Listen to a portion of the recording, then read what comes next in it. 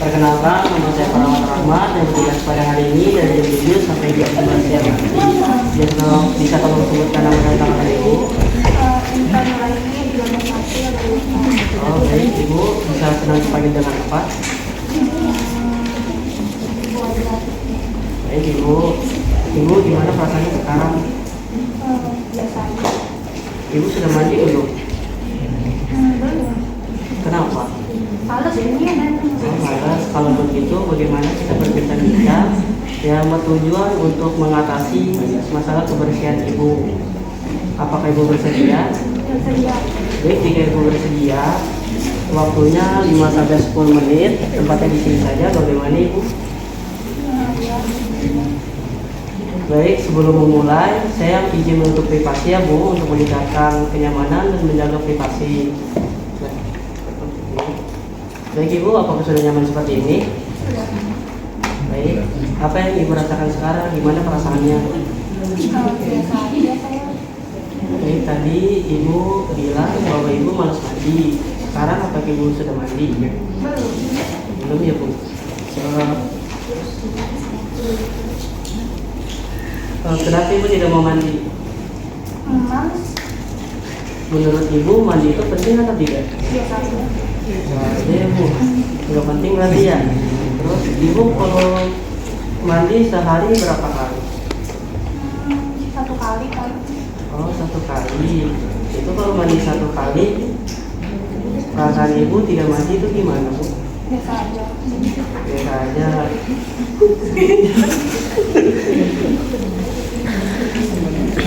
Jadi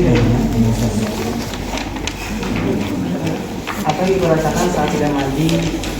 Biasa aja. Nah, itu saya lihat Ibu garuk-garuk. Itu gatal tidak? Iya. Nah, itu karena Ibu tidak mandi Bu.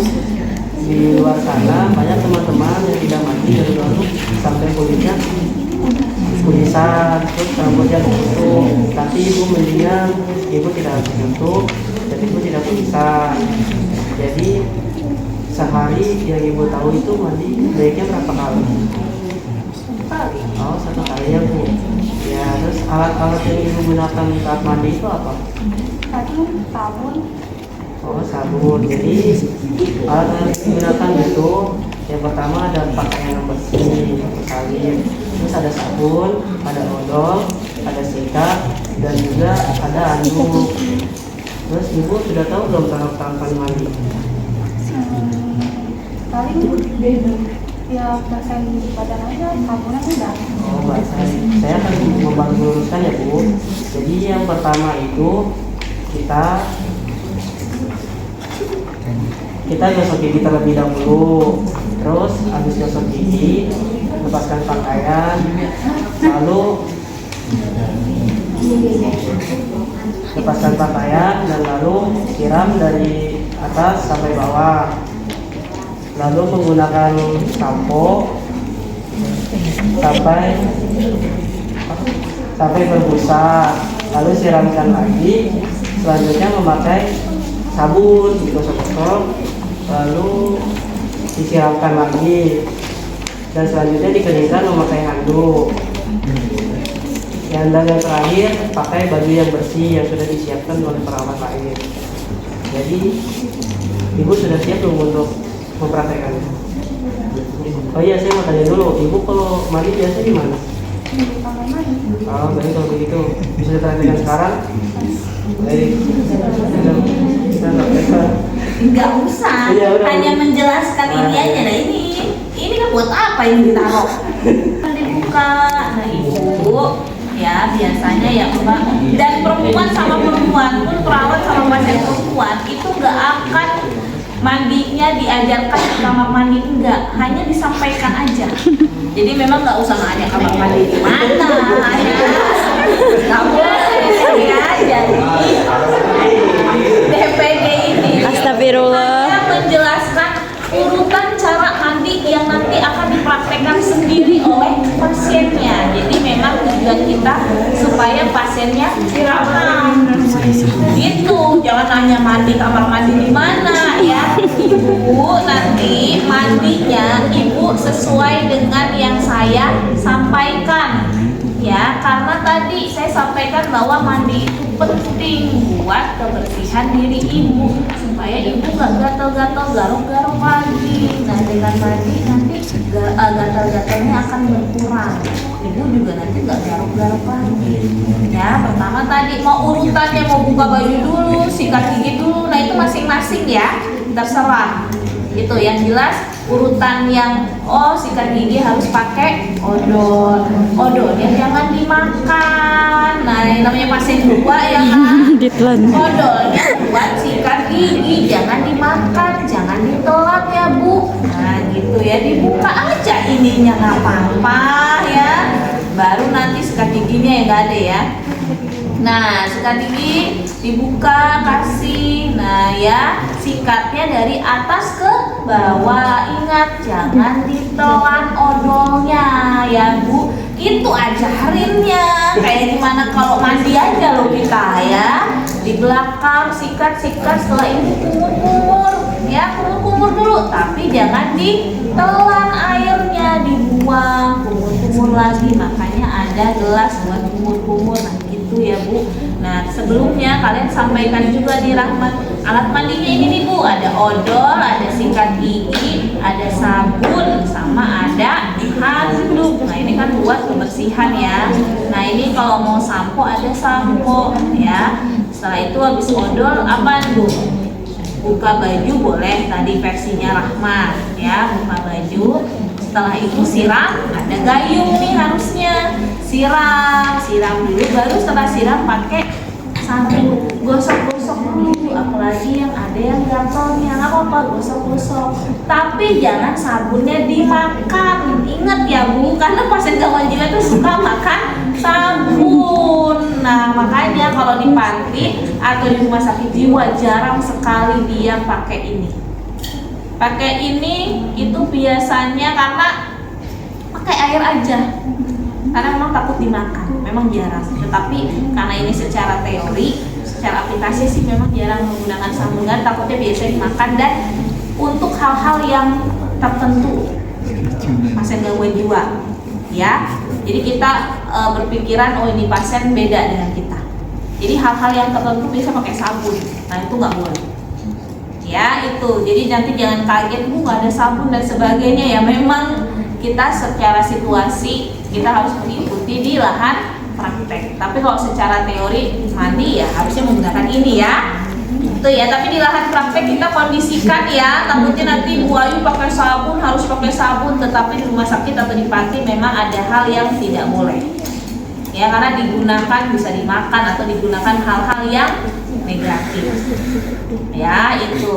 Oke, pakai sabun, setelah itu dibasuh kembali. Lalu boleh Ibu pakai sampo supaya wangi rambutnya, tidak boleh dimakan lagi. Ingat ya, ini dilarang untuk dimakan. Ya seolah-olah kita pasien jiwanya sih gimana ya? Ya itu. Ya dibuka, langsung di rambut ya, rambutnya di boleh dipijat ya, pelan-pelan dan sebagainya. Setelah itu dibasuh lagi hingga bersih ya. Setelah itu baru pakai handuk keringkan sampai bersih ya Bu. Diajarkan keringkan rambut ini sudah bersih, sudah wangi, pakai baju yang sudah disediakan oleh perawat. Selesai. Nah, coba Ibu masih ingat nggak praktekkan apa saja alat-alatnya? Kalau mandi gimana tadi suster udah sampaikan itu Rahmat ya. Jangan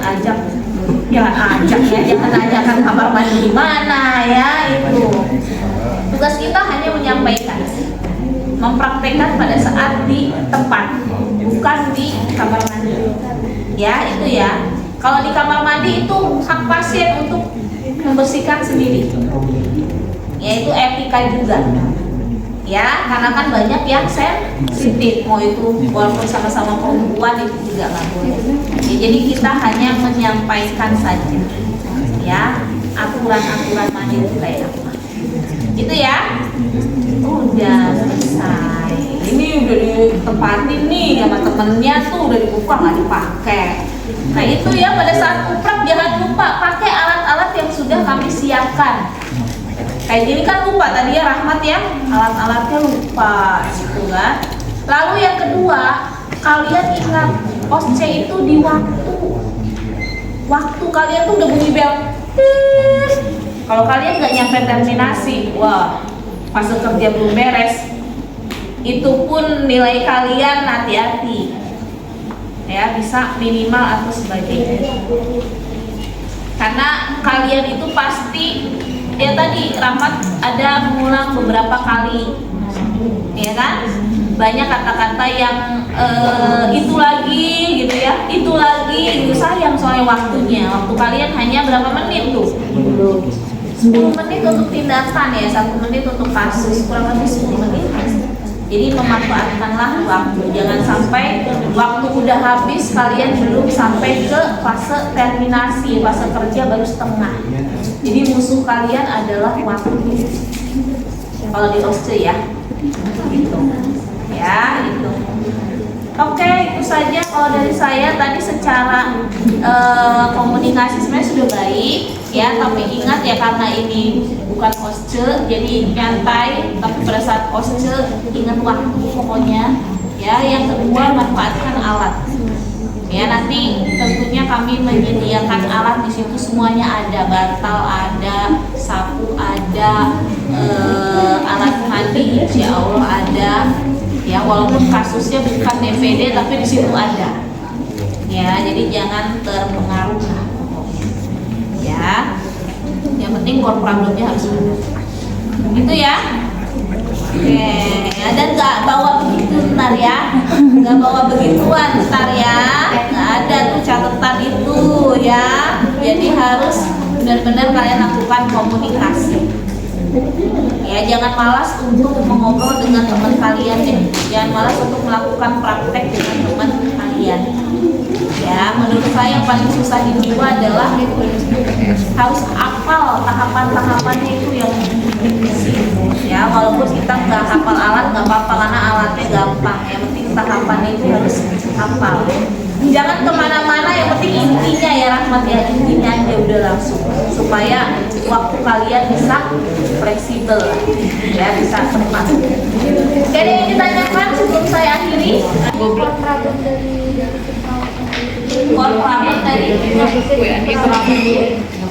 core problem, jadi kalau tadi itu core problemnya. Oke, ada lagi? Tanda gejala core problem tindakan. Ada lagi ya? Ya. Itu nanti keluarnya yang dari kasus kira-kira dari salah satunya atau Salah udah satunya, ditentuin salah namanya? satunya aja. Karena kan tindakannya sama aja. Waham halusinasi. Banyak, tapi tindakan waham ya itu aja sama. Iya kan? Cuman yang membuat beda kan yang pesan utamanya ya wahamnya waham apa, nafsu aja istilahnya ya. Sama dengan yang halusinasi, jenisnya kan ada 5, tapi intervensi sama aja kan? Ya apa? Tadi sebutkan halusinasi apa? Oh, halusinasi pendengaran. Kalau misalnya di kasusnya di situ ada 2 jenis, sebutkan apa? Oh, ini halusinasi pendengaran dan penglihatan, ya nggak apa-apa. Intervensinya kan sama aja, mau seberapa jenis yang ada di pasien, tapi tetap halusinasi ya. Wahamnya misalnya ini waham curiga sama waham kebesaran, ya nggak apa. Nanti kan yang dipraktekkan ya waham, itu nggak ngebedain waham curiga gimana, waham kebesaran gitu. Hanya pada saat nanti core problem ya kalian sebutkan jenisnya ya, jangan hanya waham aja, jangan hanya halusinasi aja. Karena di situ di DSDO nanti saya rasa cukup jelas ya. Oh, pasien mendengar suara-suara dan melihat makhluk, sudah jelas kan? Ya, waham apa? Halusinasi ya, visual atau penglihatan atau pendengaran. Halusinasi penglihatan dan pendengaran Bu, DS-nya pasien mendengar bisikan